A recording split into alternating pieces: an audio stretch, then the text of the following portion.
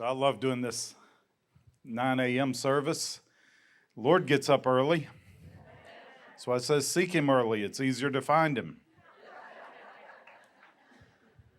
And I'm going to continue on with a message that kind of goes with the conference, but also it's always good for our local congregational folks to be reminded of certain basic things. And then we're going to, we've got a little video we want to show you and a couple of things. But,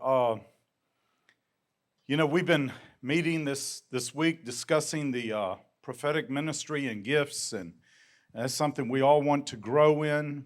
There's a reason why we're told to earnestly desire spiritual gifts, especially that you may prophesy. And I appreciate, whenever so many people come together that obviously have that earnest desire and that pursuit of God. And I know many of you have already, walking in tremendous gifting and spiritual authority. But I think we can always go higher, if we'll just humble ourselves and listen to other people that are growing. We really do need each other to reach where we're called to reach. In Ephesians 4, where it talks about these ministries being given for the equipping of the saints, it's until we all attain to the unity of the faith, the knowledge of the Son of God, the measure of the stature which belongs to the fullness of Christ. He doesn't say until some of us get there. So we really are, if for no other reason than selfishness, we should be devoted to building up one another. We can't get there until we all get there. So I think there's fundamental to all ministry is that it is ministry. I think one of the most destructive characteristics that could ever enter a ministry is selfish ambition. It says in James 3, wherever there is jealousy or selfish ambition, there is disorder or confusion. Selfish ambition is one of the biggest open doors to the spirit of confusion. There's confusion and every evil thing. So, that is one door we never want to open as being a motive for ministry, that we're just trying to promote ourselves, we're trying to make a name for ourselves. And I believe honestly that your ministry can grow a lot faster. If you want to let that in, it will grow faster. But I think we'll be in jeopardy of getting there on that day. And the Lord said, who are you? I didn't even know you. I didn't send you. You did a lot of things in my name, but I didn't even know you. And that to me would be one of the most tragic things of all. And I think we really can be in jeopardy of doing that if we don't understand some of these basic issues. Ministry is for the purpose of ministry and serving the Lord and serving others. But it says in 2 Corinthians 11:3, he says, but I am afraid lest as the serpent deceived Eve by his craftiness. And the first thing that it was said about the serpent, the first characteristic we're given in the Bible of the serpent is that he was crafty. And to me, crafty is a tendency to try to always bend the rules to get an advantage. Twist things, bend the rules. And that was the first and most basic characteristic of the devil, of the serpent here. And he deceived Eve by his craftiness. And we really must come to the place where we grow up and mature enough to discern this craftiness when it comes in. Paul lamented to the Corinthians, he said, I came to you in weakness and fear and in much trembling. He said, but if someone else comes to you, abusing you and even slapping you in the face, you'll receive them. And I think there is a greater tendency for carnal people to respond to carnal strength and not recognizing the difference between true spiritual authority and that which is carnal.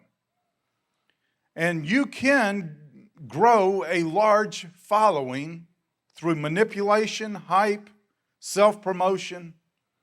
You can gain a great deal of influence.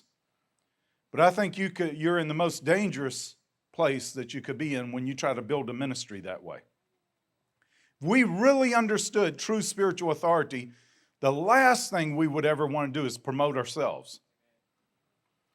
Because if we promote ourselves, we have promoted we are going to end up extending ourselves beyond the limits of God's grace for us at that time. You do that, you're on your own. You're out there on your own. And whatever you build while you're out there, you're going to build in the flesh, and you're going to have to maintain by the flesh. And I believe we're in danger of getting further and further off. That's why he says, everyone who exalts himself will be humbled. Everyone who promotes themselves, they are going to be humbled. But everyone who humbles himself will be exalted.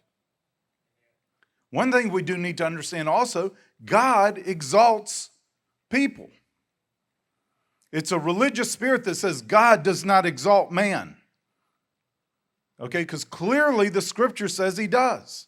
In fact, he says he will exalt everyone who humbles themselves. Now, he doesn't want them worshiped, but he does want to give them a platform. He does want to give them influence. I've heard a lot of people say, I'm going to be like John the Baptist. I'm going to empty myself. And I'm going to,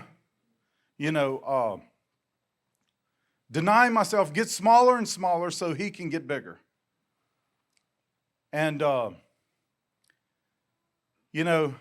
there's, I think, one thing we need to recognize about John the Baptist, when he said, I must decrease.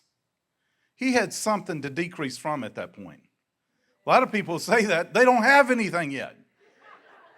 They decrease it all. They're going into a minus. All Judea was coming out to John. And God had given him that influence. And yet he was still willing to decrease so that the Lord could increase. John the Baptist, he didn't dress for power. He didn't, do it the way you're supposed to build ministry. Everybody knows if you want religious influence, you go to Jerusalem and preach. He went to the lowest place on earth. That's where he started his ministry, in the worst place on earth. But he was so anointed, all Judea came to him. Okay? So I think there is a place where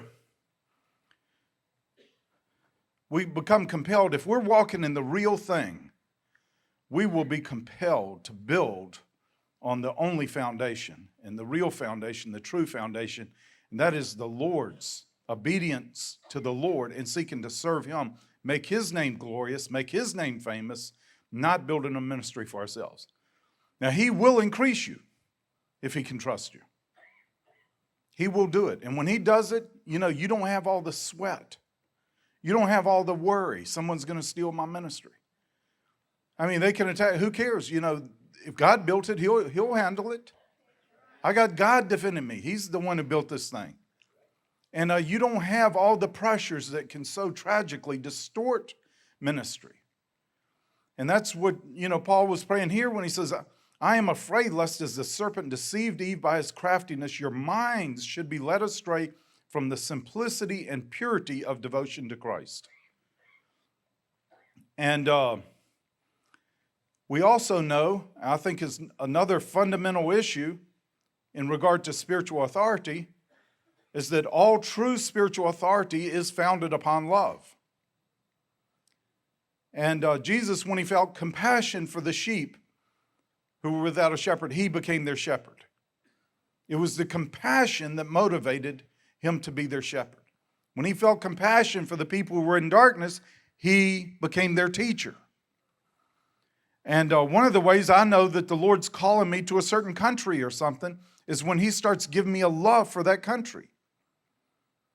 And or that place or that culture or people group or something. I start knowing, and I often will tell our team, I look out for invitations that come from this certain place, or where I know God's already speaking to me about it. By the way, many of you who are wrestling with, really trying to define your ministry and everything else, it really is going to be found in the deepest desires of your heart. Living waters flow out of the innermost being.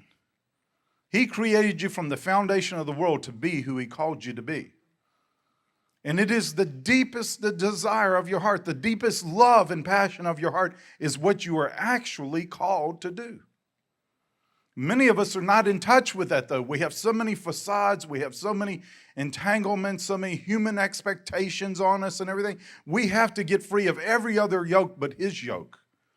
And His yoke is easy and His burden is light. You don't have to strive if you're really walking with Him, yoked with Him. Also says in 1 Corinthians 11, it says, love never fails. And think about that. What would you do with your life? I mean, if the Lord says, look, anything you do, I'm going to give you, you pick one thing, and I promise you, you will never fail at it. What would you choose? That opens up all kinds of possibilities. But He's already told us love never fails. So if we really are on that foundation of love, where we really are ministering to people because we love them and we have that foundation of authority, you will not fail.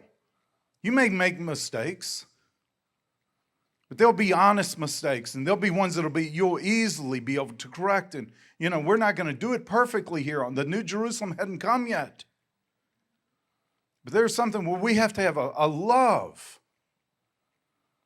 as the foundation of our authority in the Lord. And, remember one time when I went to a country and the Lord had started showing me about this country over a year before I went there. And then He started showing me about a specific person there. And I didn't know who he was. He showed me some characteristics of him. And the country was Sweden. And the Lord started showing me that there's a man there that He is going to greatly honor and bless his ministry because of the righteousness of one man, and that man was Raoul Wallenberg. If you ever heard of in World War II, he was a Swedish diplomat who saved many of the Jews from Nazi extermination. And then he was lost in the Gulag, the Russian, Soviet prisons. Some people think he's even still alive, but anyway, he was a part of the great banking family in Sweden. They were kind of, like the Rockefellers here or someone, but he was one of their sons and heirs and everything, but he gave his life to save souls. I didn't know about this man, but the Lord started speaking to me about him.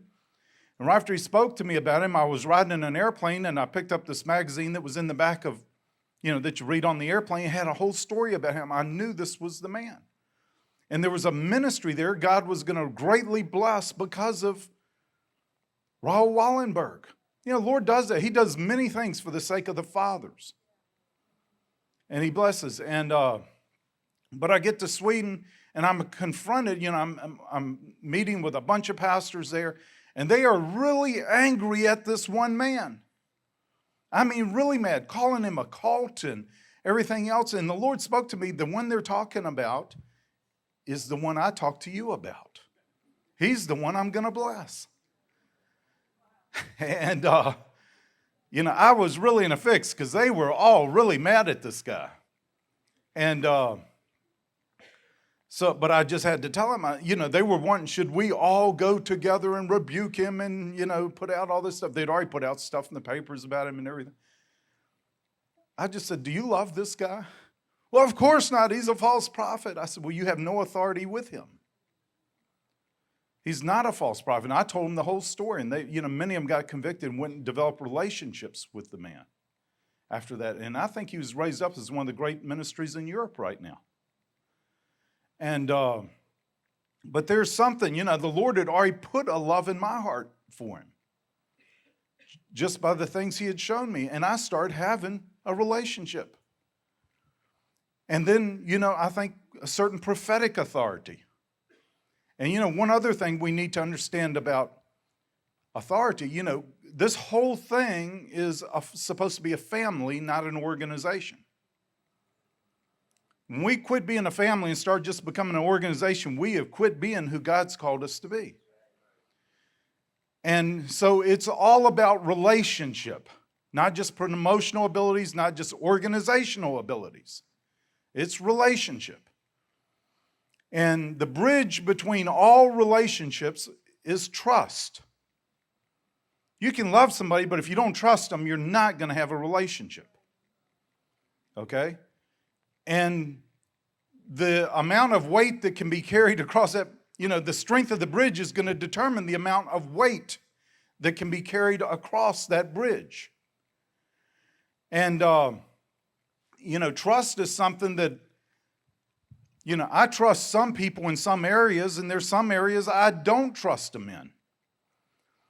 I mean, we've got a lot of people in our ministry. I know their area of anointing and everything else. I really have a trust for them there. But if they start coming at me from an area I haven't had a trust established in that area yet, I'm going to be pretty skeptical. Well, I'll give them a chance, give them a shot and be open to it, but I'm not going to receive everything they're going to say. Do you understand what I'm saying? And I think for us to have prophetic authority with someone, trust has got to be established in that area. And if you're going to carry a really heavy word to that person or that leader, that pastor, that bridge has got to be really strong. And there's some people, we have in our ministry, there are guys like Bob Jones and all that I have a lot of history with. Bob calls me, I listen because, we have a history of, I don't even know how many words, accurate words. I still judge them, but I listen. I also have a lot of people I don't know at all calling me continually or trying to, sending letters and everything else, wanting to dictate policy in our ministry. And I don't have a clue who they are. And they'll get mad because I don't receive them. You're denying the Lord. You're mad. You're denying the word of God, whatever. I'm not going to put up with that. I throw those right in the trash can. I don't even think about them anymore. I know where they came from. The Lord does not violate these basic issues. Okay? There are two ways, I think, biblically, that God establishes authority, prophetic authority. The first is, I think, the way he did with Samuel, in which a history is developed of the Lord not letting any of his words fail. And after a while, they all know whatever Samuel says, you can take it to the bank. He had a credibility and authority established with the whole country. Even other countries, I'm sure. Then the second way is through dramatic supernatural verification by God. Sometimes the Lord does not have time to establish this whole history. So there needs to be something really supernatural. And one of the things he does in the New Testament, he discloses the secrets of our heart. And, I have received words from people before that, where I'd be praying one thing, certain thing, and a person come up to me and start telling me what I prayed. I may not know them, but it has really got my attention, really opened me up. There's a trust established supernaturally that violates the time factor that is usually required. You understand what I'm saying? Now, so the Lord can do that, but I think we need to understand he has to do it. Somehow he has to build this bridge before we can carry much weight across. And I think, if we're going to have authority with the pastors or leaders in our fellowship, God has to establish that trust factor. And, they can really trust us and trust our intentions, but not trust our gift. And that's something God has to do. And if you try to do it, you're promoting yourself and you're going to fail and it's going to get worse. God is Morning Star Universe. God is moving at Morning Star University. We believe the wind of his spirit is blowing and calling a new generation higher. This school is for the wild ones, the risk takers, the revivalists, the burning hearts who know there's more.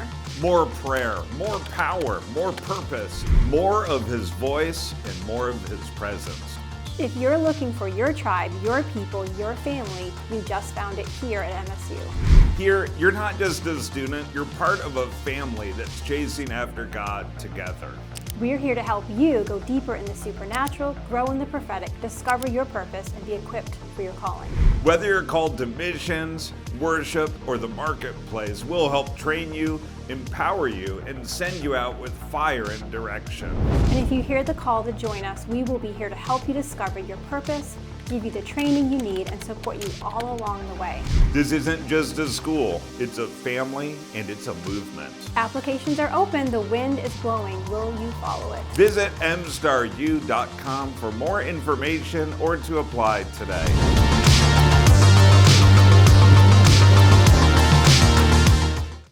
Man, I can spot right away someone who's just trying to get influence with me.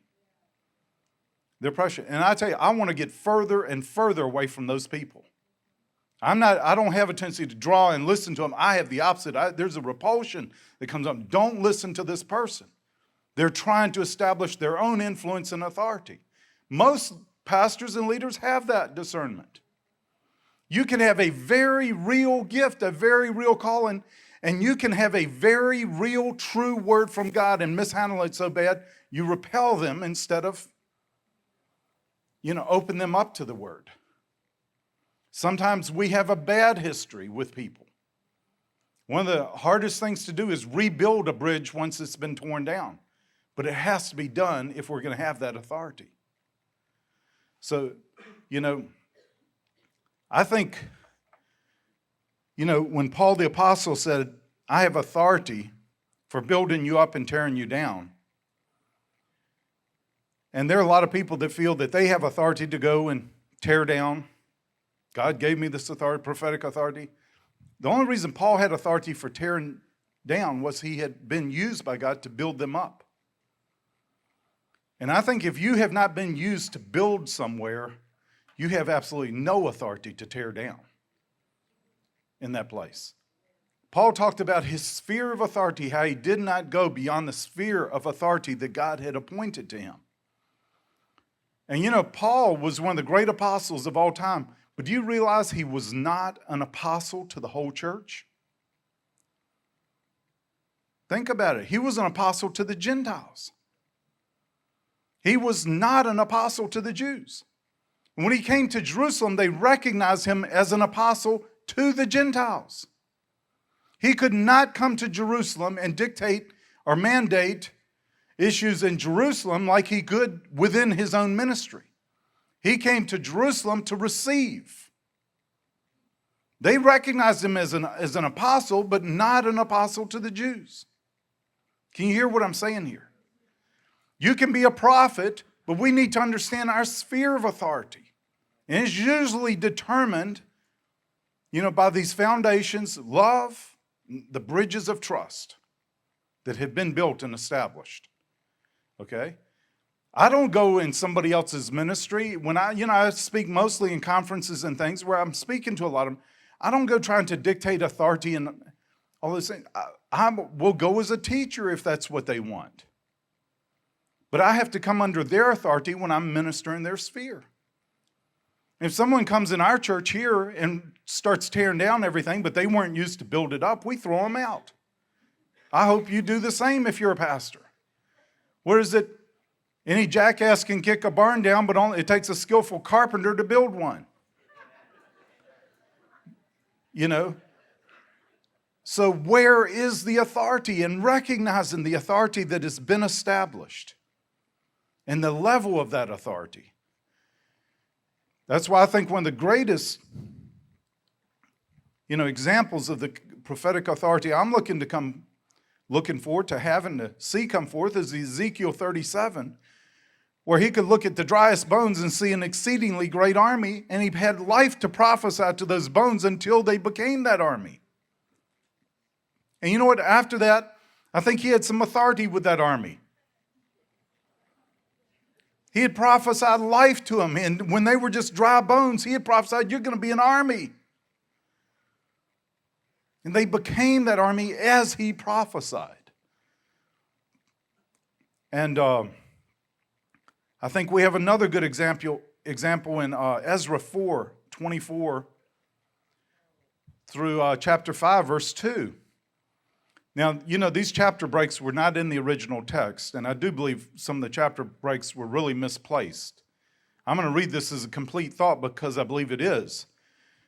It says, "Then the work on the house of God in Jerusalem ceased, and it was stopped until the second year of the reign of Darius, king of Persia, when the prophets Haggai the prophet and Zechariah the son of Iddo prophesied to the Jews who were in Judea and Jerusalem in the name of the God of Israel who was over them. Then Zerubbabel the son of Shealtiel and Jeshua the son of Jozadak arose and began to rebuild the house of God, which is in Jerusalem, and the prophets of God were with them, supporting them." So you see, the work on the house of God ceased until the prophets started prophesying. And then they were with them, supporting them until the work was done. And you can read the books of, Haggai and Zechariah and see what they were prophesying to them. And then in Ezra 6:14 it says, "And the elders of the Jews were successful in building through the prophesying of Haggai the prophet and Zechariah the son of Iddo. And they finished building," etc. So it says they were successful in building through the prophesying of the prophets. But you know what? The prophets didn't do the building. They were there supporting the builders. Because God shows you something that needs to be done, that doesn't mean you have the authority to do it. That's where I think a lot of people really mess up. God gives them a vision. I've been in many cities, and I have messed up some here because the Lord has shown me some things that he was going to do in Charlotte. I thought because he showed them to me, I'm supposed to do them. It's a matter of growing up. And then he shows years later, no, here's the guy I want to do that. We've already done all this, Lord. He said, well, tear it down. I didn't call you to do that. I just gave you a vision of something that's going to be done. Now, here's the one to do it. So there's some things we've had to go back and tear down. We had built it up. We need to tear it down. And there are some things that occasionally need that. But, so I just wanted to share this morning on these foundational issues if we're going to walk in the prophetic. It's not just about gifts. It's about relationship. It's about trust. And these need to be strong in all areas. And, there has been, and I understand a lot of it, because the prophetic ministry has been under almost continuous attack and scorn and everything for as long as, at least 12, 14 years now. It's been under serious and intense attack. Some of it deserved. Some of it really is deserved. A whole lot of it isn't. And the tragic thing to me is a lot of those who've done the attacking, we really didn't need their help. But they've torn down in such a way that prophetic people will never trust them. They have torn down their own bridge because of the way they went about trying to bring correction. And a lot of times they didn't have the authority to bring correction because they didn't have the trust with the prophetic in the first place. And to me, this is a tragic thing. We lose on both sides. And somehow either the bridges have to be rebuilt or something else. But the prophetic people are never going to be who they're called to be until they fit in right with the rest of the body. It's until we all come into this. And, I know one book that was written about the prophetic that it used all these terrible examples of abuses of prophetic authority. I got with the writer of this book, got with his pastor. And I said, now, first place, I totally disagree with this being a way that you correct anything in the body of Christ. I said, listen, I could write a book on pastors. Just use an example from our town, our little town. And anyone who read this book on the abuses that pastors have done would never trust their pastor again. I don't think we should ever judge anybody over their most extreme examples or elements. We should never judge any ministry over their most extreme elements. But so I disagree. That's the way we bring correction anyway. It's not the way the Lord did it in Scripture. When he wanted to bring correction, I mean, it was always a critique sandwich. You know, look at the way he brought correction to the 7 churches. He blessed them, he encouraged them, then he clobbered them, and then he blessed them and gave them hope. You know what I'm saying here? There's I think a way in which he does things that makes it easier to take it. I tried to get I said, well, give me the names of these people. I said, did you go to, you got all these stories about these extreme examples of the prophetic. I said, did you ever go to the prophetic people that were involved and hear their side? There's always 2 sides to a story. And he had not done it in one single case. And we found, because we try to search these out when they happen in our ministry. We try to go and get them together, try to get right down to, and there are always 2 sides to a story, and usually when you get them together, there's a third side. Okay?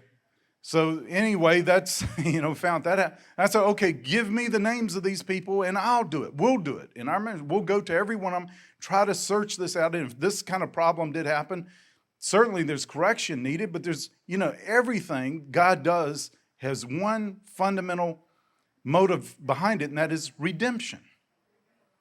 Restoration. If a man's caught in any trespass, you who are spiritual, restore such a one. So if these kind of problems have happened, there needs to be reconciliation, needs to be restoration, and somebody's got to go and do this. But they wouldn't even give me a name. It got me to the point where I said, these people don't exist. I'm serious. I felt like it was all hearsay. And yet a ministry, there were a lot of people who read this book, when they think of the prophetic, all they think about are all these extreme examples. That's one thing God has allowed to come upon the prophetic. And I think there are a lot of really bad mistakes being made. A lot of violations. A lot of people with real ministries. There are a lot of false prophets out there. There are a lot of pseudo-prophets. People who are trying to be something God hadn't called them to. But the real prophetic people are making enough mistakes. We need the correction. We need the input from the rest of the body. And we need to mature in these things. But we've got to see these bridges of trust built back between the church and the prophetic. I don't think that's going to happen until we really start. First, let's humble ourselves. Let's don't ever try to promote ourselves, promote our gift or anything else. Let's let God do that. And let's determine, if I feel like God has given me a word for someone, I want to know that I love them first. And I never trust any kind of revelation that comes to me about someone or a church or someone I've got something against. I've got aught against. I never trust it unless it is something really positive. Can you hear what I'm saying? If you're offended by something, you will be open to wrong accusations about them. Satan is called the Lord of the flies. And in prophetic dreams and visions, flies usually represent lies. And if you're wounded, that's what flies are attracted to, wounds. I've heard it said, I don't want to gross you out, but I heard it said that on a battlefield, after a battle, the roar of the flies can be deafening. And I think it's same is true in church battles. Lies, the incredible number of lies that will flock to a church battle can be deafening so that you don't hear anything else. And that's why he's Lord of the flies. Satan flocks to wounds. And that's why if we're going to have any kind of authority with someone else, we've got to get healed of our wounds. That's why the Old Testament, the priests could not have scabs or unhealed wounds. That disqualified them from their priesthood till they were healed. I think one of the things that can disqualify us from true ministry is having unhealed wounds. Okay? So that's why I never accept any kind of revelation. I don't care how supernatural it is, if I have still got aught against somebody or a ministry or something. If something comes in a dream or whatever, negative about them, I am not going to accept it. Matter of fact, I don't believe I'm going to have a word for them until the Lord first gives me a love for them. I got to go beyond the wounding, and I've got to love that ministry. Love that person. Somehow he's got to give me compassion, give me love if I'm going to have authority. Otherwise, I just have to trust God to deal with them. If they need correction, God will do it. And, when someone comes against us like they did with that book that was written, I do go to them personally because it does say that, doesn't it? And I did try, I think I've gone at all lengths to try to get some of these things resolved and straight. But, there's a point which, okay, now God has to deal with them. I got to be sure we're healed and our people are healed of the wounds, because lies will swarm to them. And so, these are fundamental issues, I think, with the prophetic. They're real basic and things we try to remind in every prophetic conference, but it's true of all ministry. It's true of just being a Christian. Somehow we got to love each other. Somehow before the end comes, some Christians are going to start loving each other. I know it's shocking. It's beyond most people's faith. But it is going to happen. Somebody's going to do it. What would happen if the prophetic ministry just started loving everybody? And right now, most of the prophetic ministry is known for its critical spirit. And a lot of that's retaliation. A lot of that's flies swarming to unhealed wounds and everything else. But what would happen if we really start loving each other and we determine we're not going to try to bring any kind of word or ministry until that foundation of authority is established? Then the bridge of trust is built, and we're careful to only try to carry across it what the weight that bridge can handle. Somebody's going to walk in this. Somebody's going to walk in it. Before the end comes, we are all going to love each other. And the foot is not going to say to the eye, I have no need of you. And the eye is not going to say to the foot or to the hand, I have no need of you. We're all a part of this thing, and we're not going to get there until we all attain. So even if we have to start out of selfishness, we need each other. Okay. Now, one of the things I wanted to do this morning, we have, we had a tragedy happen last week. One of our best young men in this ministry, I say best, but as far as someone who's walking in probably everything I'm talking about right now better than any of us, was taken in a car accident. I think it's a victory. In one sense, death is always swallowed up in victory. In others, this isn't the way God's people are supposed to be taken, okay? Enemy got a shot in.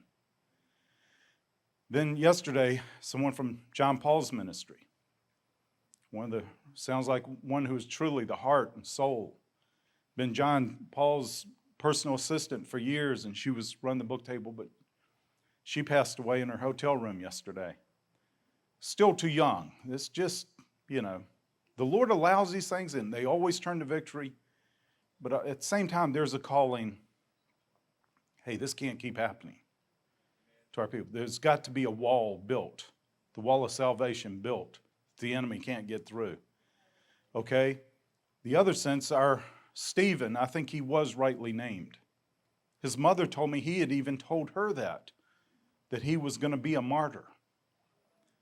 And I was called, when the phone call came to me, I just gotten back from a trip. I'd just been in Asia and was jet lagging really bad. I was told Stephen's fighting for his life. And I hung up, and when you're in that kind of jet lag and this kind of thing hits you, you're in such a fog that any clear thought is undeniably supernatural. Okay? And the clearest thought came to me, it wasn't a thought, I knew where it came from. He is not fighting for his life, he laid down his life. And I share, Stephen was one of the most zealous men of God. Day and night, he lived every single day to minister to someone. He would go down to the malls with words. He would seek the Lord with something to go. And Nathan Plowman, I shared a great story. He also had another gift that is highly valued by us, and that is humor. And I had a great sense of humor. Nathan shared about how he was down at the market one time and with a big flea market, and he ran into Steve and said, "What are you doing here?" He said, "Well, the Lord told me to come down and give a word to a man with a cowboy hat on." He said, "Okay." So Nathan went with him, following around looking for somebody. A lot of people with cowboy hats went by. He said, "That's not him, that's not him." Find this great big old Mexican, really tough looking guy. And Stephen says, "That's him." And he's got a really tough looking girl with him, and Stephen goes over and starts talking. Pretty soon this guy's bawling, and his girlfriend's bawling. And Stephen comes back and Nathan says, "Steve, what did you tell him?" He said, "Well, my Spanish isn't too good." He said, "I think I told him I am the Christ."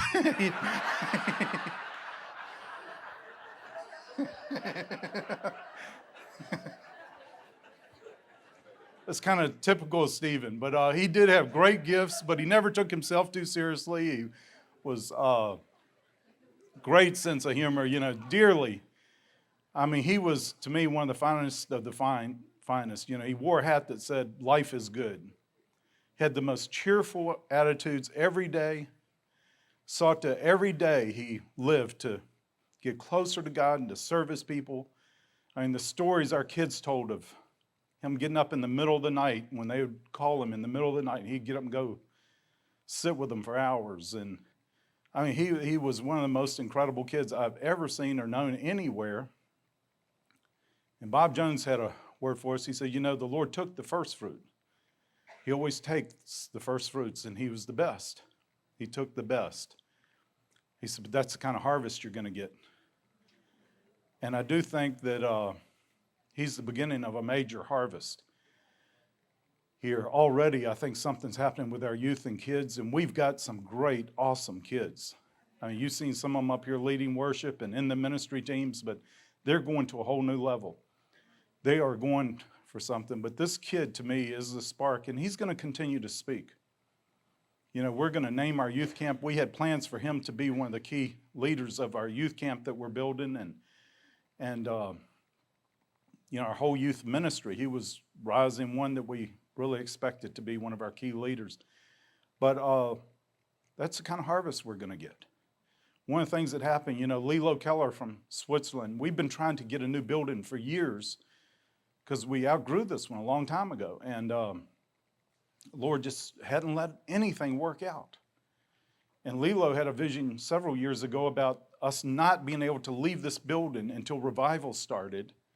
And she saw cars backed up all the way on the interstate, people trying to get into this building.